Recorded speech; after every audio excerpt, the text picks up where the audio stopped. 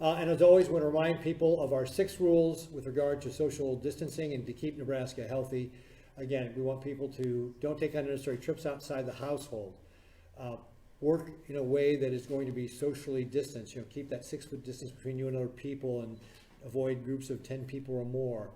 You go shopping once a week and don't take the whole family. Help kids socially distance by keeping them at home to play.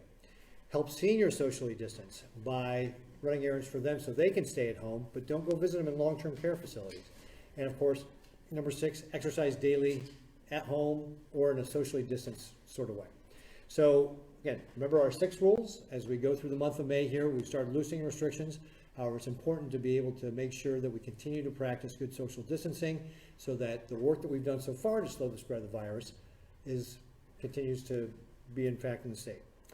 Hospitals, we talk about hospital data again. So again, this is the whole reason we're putting these restrictions in place, is to make sure we preserve our healthcare system.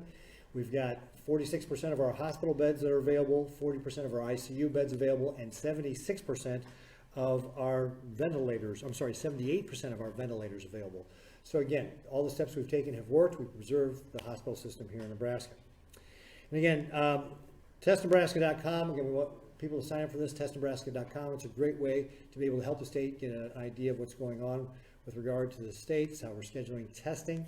And a couple of announcements with regard to this. So whenever we bring on a new lab, and that's what testnebraska.com is, it's a new lab set up here at St. Elizabeth's in Lincoln, we have to integrate the data from that lab into our data streams at the state so that it can all be reported out onto our public dashboard so that it can be delivered to our local public health departments.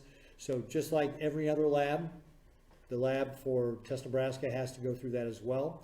And I'm very pleased to report that now we have gotten that all in place. So starting last night, the public health directors will be able to see those lab results. So people were obviously getting informed of their test results through the email that was going out through Test Nebraska, and they were getting that in that 2 to 3 time frame, 2 to 3 day time frame generally. So we're trying to get that back to the individuals. We got the data stream integrated into the public health department, so they will see that starting last night. Actually, they started seeing it, so they can follow up and start doing the contact tracing on that. And then one of the other ramifications of that's going to be, though, is that starting today, that data is going to start showing up in our public dashboard. So you're going to start seeing an increase in the number of tests that we've run here at the state of Nebraska.